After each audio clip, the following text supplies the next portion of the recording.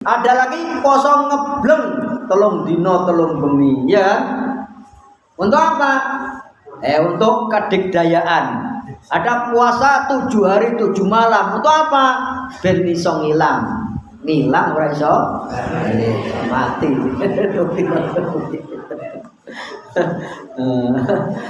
Itu aja masih ada loh. Kadang yang masih puasa mute, puasa merawat itu kadang masih ada. Padahal itu nggak ada ajarannya, juga nggak ada pahalanya sama sekali.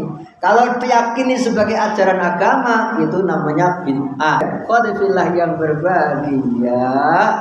Kama kutiba 'alal ladzina min qablikum la'allakum tattaqun. Sebagaimana Allah telah wajibkan kepada umat-umat sebelum kalian supaya kalian menjadi orang-orang yang bertakwa. Insyaallah. Orang yang bertakwa gambarannya gimana? Kalau definisi secara umum yang sering kita dengar, kita pahami, menjalankan atau melaksanakan perintah, menjauhi larangan Allah, itu takwa. Sebetulnya cukup dengan kita melaksanakan yang diperintah saja, menjauhi yang dilarang, sudah termasuk orang-orang yang bertakwa. Sudah, tidak dengan yang sunnah-sunnah, ya. Tapi cukup yang diwajibkan saja, itu sudah termasuk orang-orang yang bertakwa, laksanakan perintah Allah dan menjauhi larangan-larangan Allah. Lah puasa kita itu ya seakan-akan melaksanakan ini menjadi lebih latihan menjauhi yang dilarang, yang diharamkan oleh Allah itu lebih banyak daripada bulan-bulan yang lainnya. Kalau makanan dan minuman yang dulu yang dilarang, babi, anjing, asu, eleng, darah, gitu ya. Apa lagi? Nyambe? Enggak, nyambe termasuk kayak komodo itu Rasulullah diam, biawak ketika ada sahabatnya makan daging biawak, beliau diamnya itu adalah boleh. Ya, yang diharamkan sedikit minuman keras, begitu ya. Tapi ketika berpuasa kita dilatih untuk meninggalkan makanan minuman yang lainnya. Sate haram, minuman kaleng-kaleng nggak bagus itu bagi orang berpuasa. Ya, bisa membatalkan puasa. Ayo mesti es teh juga haram, ya, lemon haram, iya kan? Es degan haram bisa. Semua minuman haram. Kita dilatih untuk menjauhi apa yang diharamkan. Yang diharamkan banyak, walaupun dari subuh sampai maghrib di situ itu. Baik, khadifillah yang berbahagia. Gambaran orang-orang yang bertakwa itu perlu ada gambarnya. Orang mau bangun masjid, ini dulu tanah kosong, nanti gambarannya kayak apa? Biasa dibuat maketnya gitu ya, dibuat gambarnya. Nanti tata letaknya masjidnya di tengah, terus di sini ada rumah imamnya, di sana ada kantor-kantornya, begitu kamar mandinya di belakang, gitu ya. Itu maketnya, gambarannya ada dulu. Kalau nggak ada gambarannya, kadang sulit untuk digambarkan. Gambarnya belum ada. Ya, coba kalau saya bilang buah yang belum pernah jenengan lihat, terus saya kasih nama buah itu, jenengan belum pernah tahu gambarnya, jenengan pasti bingung. Ada buah namanya buah sipolokotok, bingung ya, angel, iya kan? Sulit. Gambarnya kayak apa itu sulit. Ya. Baru kemudian kalau dijelaskan buah polokotok itu kayak durian, tapi durinya itu tidak tajam, lebih lonjong, panjang, dalamnya warnanya merah. Ada gambarannya begitu. Baru bisa gambarkan, ada gambarannya, ada file masuknya. Nah, takwa itu juga begitu. Memang secara umum adalah melaksanakan perintah, menjauhi larangan. Tapi gambarannya itu kayak apa? Maka pernah di antara sahabat bertanya kepada yang lainnya, apakah kamu pernah berjalan di suatu jalan yang banyak durinya? Pernah. Apa sikapmu? Hati-hati melangkah sejengkal pun untuk meletakkan kakinya, lihat-lihat dulu, hati-hati karena banyak durinya. Jadi gambaran bertakwa itu adalah orang yang sangat hati. Itu gambarannya. Nah, dalam hadis yang lain dalam Arba'in An-Nawawi juga dijelaskan, Rasulullah SAW bersabda, kun fid dunya ka'annaka gharibun aw 'abiru sabilin. Jadilah kalian di dunia itu seperti seorang pengembara, seperti seorang yang asing. Orang asing itu nggak punya teman, nggak punya saudara, nggak punya geng.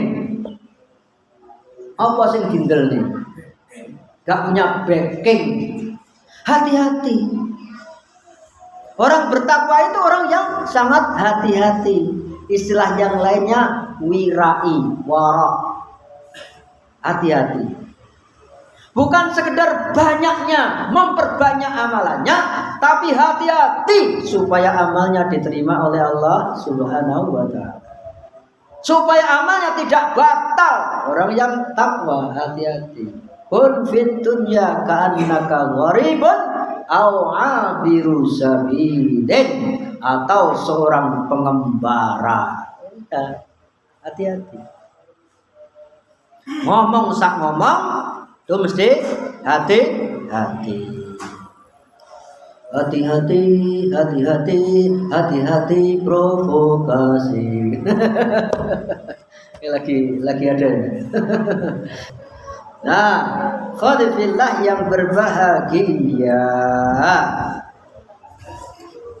Lah orang yang bertakwa itu perintah yang wajib. Maka yang wajib-wajib itu sesungguhnya lebih utama daripada yang sunnah-sunnah. Kadang ada orang ya yang dia tuh mengejar yang sunnah tapi menyepelekan yang wajib. Genai buru uceng kelangan gelang. Uceng itu apa tuh? Ngerti uceng? Itu kalau ikan uceng, wes uceng, ngerti gak?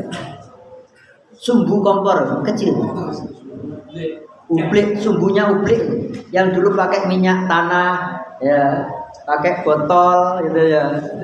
Terus di zaman kita dulu menangi ya, zaman anak-anak kita nggak tahu ublik itu nggak tahu. Ucengnya kompor gas, ya minyak gas gitu. Uceng itu kecil. Kadang ada orang itu buru uceng yang kecil tapi kelangan delek, ya. Delek itu apa? Iwak di. Ikan gabus. Saya punya ikan gabus di rumah haruan. Saya ternak. Alhamdulillah berhasil. Begitu jadi saya kirim nek dam-dam di sungai itu. Saya kadang saya kasih makan itu.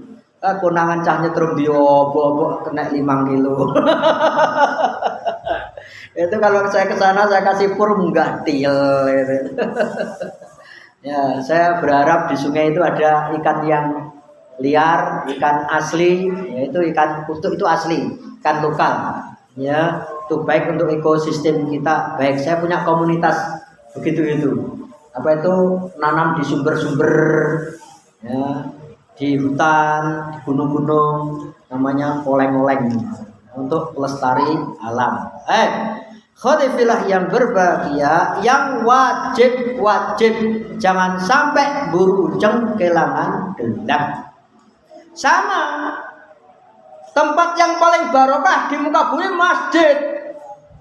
Rumah Allah, mau minta kepada Allah, datang ke rumahnya. Rumah Allah di dunia namanya masjid. Sudah sampai masjid, sudah sampai Baitullah, rumah Allah, tempat yang penuh dengan barokah, ngalih nyang kuburan. Yo mai sapa gitu. Padahal Mbah Wali itu dawuh wong mati ora obah. Yen obah ngenteni ucap.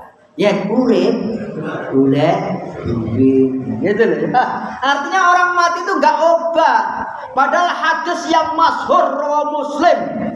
Semua sudah sering mendengarkan idza mata benu adama in qata amalu illa min salasin. Ketika mati anak Adam, siapapun dia, kalau dia tuh anaknya Nabi Adam alaihissalam, kalau sudah mati putus amalannya, tidak bisa beramal lagi. Gak bisa kita mintai untuk menyampaikan doa kita kepada Allah. Gak bisa kita mintai untuk berdoa kepada Allah, mendoakan kita. Gak bisa. Kenapa? In qata'a amaluhu. Berdoa itu adalah amal. Maka kalau putus amalannya, orang yang mati tidak bisa berdoa. Gak bisa menyampaikan maksud kita, hajat kita kepada Allah. Kecuali 3 perkara yang masih dapat bagi orang-orang yang mati: shadaqatin jariyah, au ilmin yuntafa'u bi, ilmu yang manfaat, dan au waladin salihin yad'ulah, atau anak yang soleh yang mendoakannya. Ya, ilmu yang manfaat dan sedekah jariyah, bangun masjid, TPA, ya, sekolah-sekolah Islam, insyaallah. Itu Guru Uceng kehilangan delep, sudah sampai masjid ngalih nyam. Allah itu kalau kita minta, tangan kita ditengadahkan kemana? Ke atas kan? Ya, langit. Maka saya serahkan kepada yang di atas. Terserah Gusti Allah, terserah saya ngecat lombok. Ya, jangan sampai Guru Uceng kehilangan delep. Buru ikan kucing yang kecil-kecil, ikan kutuk yang besar lepas gitu. Ada yang seneng wiritan di rumah itu sampai ribuan gitu. Tapi sholat jamaah nggak pernah ikut sholat jamaah. Ada seneng poso. Terus sholat jamaah nggak pernah, sholat Jumat juga nggak berangkat. Itu Guru Uceng kehilangan. Hati-hati pemahaman sufi, ya. Pemahaman sufi kadang ya gede nih udon. Kalau sufi dalam arti kebersihan jiwa, ya, banyak berzikir, gitu saja nggak begitu masalah. Tapi kalau sudah membagi makom-makom, ya, syariat, makrifat, hakikat, lek wis hakikat, lek wis dadi rumangsa dadi wali, gak perlu syariat. Lah itu bahaya. Engko saurunge salat wis salat, wis saurunge mangan wis mangan, joleh mangan. Ya, ilmunya salatnya cuma di batin. Dia kalau kumpul suami istri harusnya cuma di batin saja, ya. Harusnya begitu. Gablok. Alhamdulillah min dzalik.